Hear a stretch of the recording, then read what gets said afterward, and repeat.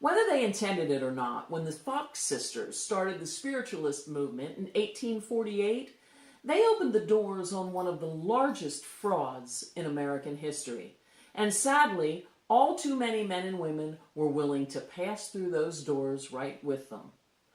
The creativity of fraudulent spiritualists would almost be admirable, but then you remember their tricks relied on the gullibility of people who had recently lost loved ones.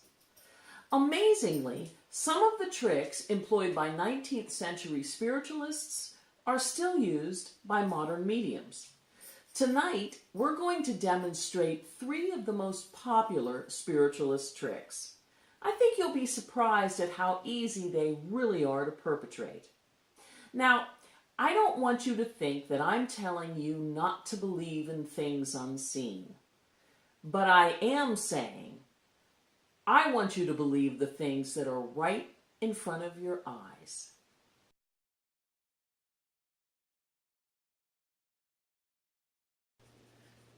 We're going to start off with a trick that's so easy, it's really difficult to understand how people might have fallen for it. This trick was a favorite of an Italian medium by the name of Eusapia Palladino. Now, Eusapia toured Europe and then decided to tour America as well. She had been exposed several times during her performances. Nonetheless, she decided that she was smart enough to fool the investigators at Columbia University. So, when she went to do her spiritualist performance for the investigators who were looking for proof of paranormal abilities, one enterprising researcher hid under her seance table. He caught her doing a number of tricks, including this one. The premise of this one is really simple. Eusapia would tell her seance sitters that they would know when the spirits entered the room because the drapes would rustle. Now, it's too difficult to get a full set of drapes into the camera shot, so we're going to simulate this trick with this paper towel stand and a tissue. As you can see, the tissue does move a little bit. I want you to make note of that. That's not part of the trick. It's not going to be that we're going to be demonstrating. Now, this was really, really all that the act was. Eusapia would say, "If the spirits are here, please move the curtains, move the curtains, move the curtains." And her seance sitters were thrilled. Now, I'm sure the eagle-eyed among you have already figured this trick out. How do you think she did it?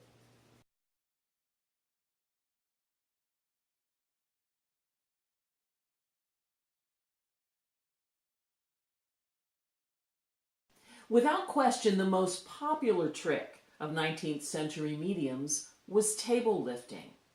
Now, why so many spirits decided to make their presence known by cartwheeling card tables is beyond me. Nonetheless, it was a standard performance at nearly every medium's seance. There are more ways to achieve the table lifting trick than we could ever cover in a video of this length, but here's one of the most simple ways to achieve this supposedly spiritual phenomenon.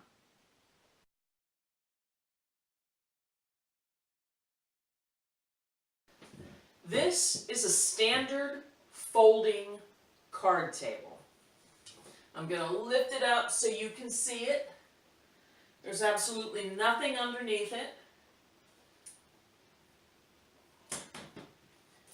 As you can see, if you compare it to a normal-sized dining room table, it is about the same height. It is not a small, tiny, miniature version of anything. There's no photoshopping going on here. And what we're going to do is call upon the spirits to lift this table.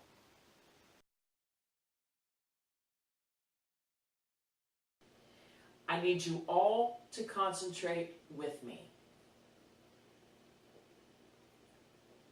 Spirits, if you're here, please lift this table.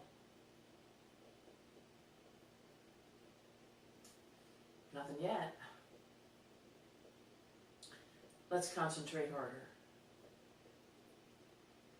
Spirits, please prove that you're with us and lift this table.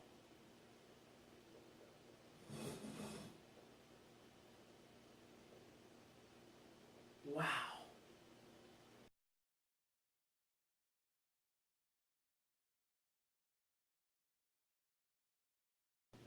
The Davenport brothers were a family of fraudulent mediums. They popularized a trick called the rope escape trick. Now, skeptics have never quite figured out how escaping from ropes equates to having mediumistic powers, but nonetheless, the Davenport brothers' act was popular across America and Europe. It looked really impossible to the audiences who watched them perform the act, but in actuality, it's really pretty simple, and my husband Tom and I are going to prove that in just a second.